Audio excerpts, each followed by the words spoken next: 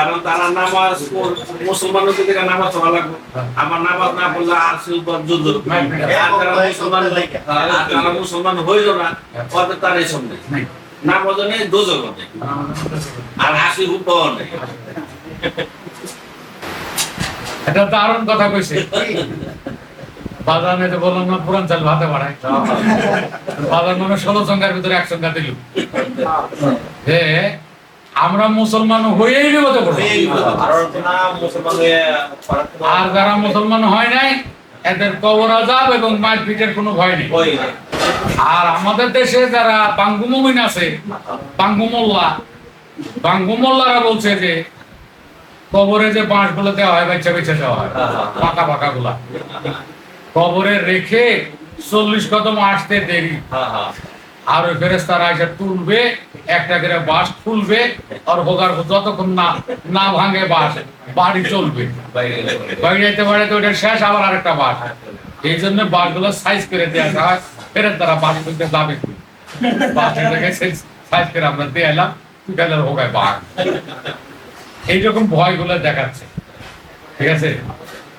আর বাদান এটা বলছে যে যারা মুসলমান না তাদের বাঁশের বাড়ি আর কবর আযাবের, কবরের মারপিটের কোনো ভয় নাই। তা আমরা মুসলমান হয়ে বিপদে পড়লাম। এই জন্য এখন আমরা আরেকটা জিনিস বলবো, সেটা হলো মানুষ আর কোনোদিন কবরে যাবে। আফ্রিকা, ইউরোপের এবং আমেরিকা একাধিক ল্যাবরেটরি গবেষণা শুরু করেছে। এই গবেষণার উদ্দেশ্য হলো চাইনারা যেমন মৃত মাছকে এখন জীবিত করতে পারে, ক্ষুদ্র ক্ষুদ্র ছোট ছোট মাছগুলো মারা গেছে 2 ঘন্টা আগে, এটাকে আবার সুন্দর জীবিত করতে।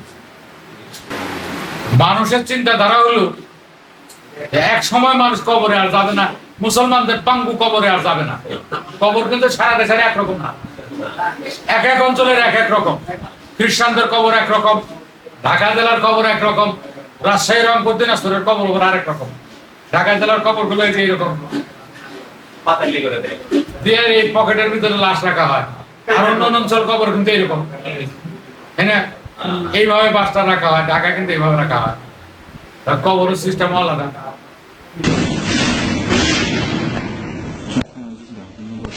是吧？看吧，哎，回去了，回去了。你看，你看，你看，你看，那冷冻现场是怎么喝的？你要保存，你要用出这100多度保存上去。100多度，负100多度保存就行。保存。বিজ্ঞানীরা বলছে যে কবর বাজি, কবরের আযাব বাজি যারা করে, মানুষকে কবরে নেওয়া হবে না। যারা মারা যাবে আমাদের এই ল্যাবরেটরিতে আমরা লাশগুলোকে রক্ষণাবেক্ষণ করব। যখন মৃত মানুষ জিন্দা করার প্রযুক্তি আবিষ্কার হবে, তখন এদেরকে আমরা আবার জিন্দা করে ফেরত দিব। 50 বছর, 60 বছর, 100 বছরের জন্য তোমরা বুকিং করো, তোমাদের লাশগুলোকে আমরা প্রাতিষ্ঠানিকভাবে রক্ষণাবেক্ষণ করব। তারপরে নাতি নাতনিরা যদি সময় আরো এক্সটেনশন করে, ভালো, 100 বছর পরে এই প্রযুক্তি যদি উদ্ভাবন হয়, আমরা তোমাকে চিন্তা করে আর জীবিত করে পাঠাবো।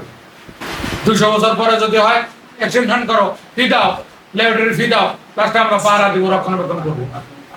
তাহলে বোঝা গেল বিজ্ঞানীরা যদি সাকসেস হয়, তাহলে আর কবরের মারপিটের কোনো ভয় হলে একটা মত। আরেকটা মত বলি, কবি কুটি মনসুর, যেটা ফরিদপুরের কুটি মনসুর, উদিবাড়ির মনসুর না, কুষ্টিয়ার উদিবাড়ির মনসুর, ফরিদপুরের কুটি মনসুর বলছে, কে বলে মানুষ মরে আমি বুঝলাম না ব্যাপার, মানুষ মরিলে পরে, মানুষ মরিলে পরে বিচার হবে কার, বলো বিচার হবে কার, কে বলে মানুষ মরে। এই কথা বলছে, সে বলছে যে সাগর হতে আসে পানি, নদীতে ভেসে বেড়ায়, যেখান হতে আসে পানি সেইখানেতে চলে যায় রে, সেইখানেতে চলে যায়। জোয়ার ভাটা চলে ফিরে, সাগর কিন্তু শুকায় না রে, তেমনি মানুষ চলে ফিরে মনসুর কয় বারবার, কে বলে মানুষ মরে। বলছে মৌলানা চলে গেল, কোরআন মাজিদ বলছে যে কাইফা তাকফুরুনা বিল্লাহ, কিভাবে তোমরা আল্লাহকে অস্বীকার করো, মাথা খারাপ, বুদ্ধিহীন, মূর্খ। তখন তোমা মুয়াতা, তোমরা তো ছিলে নির্জীব, মৃত। পাহিয়াকুম, তোমাদেরকে জীবিত করেছি বা করা হয়েছে, তোমাদেরকে জীবিত করা হয়েছে। সুম্মা ইউমীতুকুম, আবার মৃত্যুদান করা হয়। পাহিয়াকুম, আবার জীবিত করা হয়। সুম্মা ইলাইহি তুরজাউন, তোমরা আবার সেই দিকেই যাও। মরার কোনো সিন নাই, কিন্তু ডেস্ট হওয়ার কোনো সিন নাই। কুটি মুঞ্চরের কথা করে না, কিন্তু মিলছে। হ্যাঁ মিলছে না? এও মৃত্যুকে অস্বীকার করলো না, বলছে নির্জীব। ওই মৃত্যু দ্বারা নির্জীব বুঝাইছে। কুটি মুঞ্চরে বলছে যে মানুষ যদি মরে, বিচারটা কার হবে? মরে না, শুধু কায়া বদলায়। বাপটাকে গেলে ছেলের রূপান্তর হয়। বাপেরা যদি মারতে না পারে, ছেলের রূপে মারবো। আর ছেলের রূপে যদি মারতে না পারি, তাহলে তার নাতির রূপে মারবো, তার কিন্তু ধরবোই। এটা কিন্তু বলছে। তাই করে। আবার লালনও বলছে যে মরবে কি? লালন বলছে যে মরে যদি ভেসে ওঠে, ওই মরা বাড়াই ঘাটে ঘাটে। তুমি যদি মরতেই চাও, তাহলে মরে ভাসবে না, মরে একদম নিশ্চিন্ন হয়ে যাবে, অখণ্ড থাকবে, সন্তানাদি আর নিবে না। আল্লাহ আর রাসূল যাতে তোমরা ধরতে না পারে, বিচারের কাঠগড়ে কাঠ রাখতে না পারে, এক জীবনে শেষ। বাচ্চা কাচ্চা রোগে আবার জন্ম নিলে আল্লাহ কিন্তু ছাড়বে না। তোমার যদি মারপিট না করে, তোমার বাচ্চারা কিন্তু মারপিট ঠিকই করবে। আর ওই মারপিটটা মাটির কবরে না, এই দেহ কবর। দেহকে এখানে কবর বলা হয়েছে, জরায়ুকে কবর বলা হয়েছে।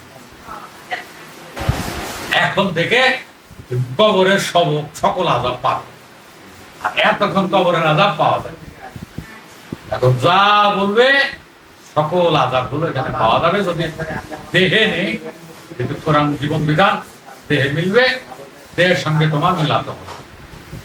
তাহলে জরায়ু হলো একটা কবর, এখানে বীর্য রূপে শুক্রপাত মরণ দ্বারা মরে, জরায়ুতে তাকে মাটি দেওয়া হয়।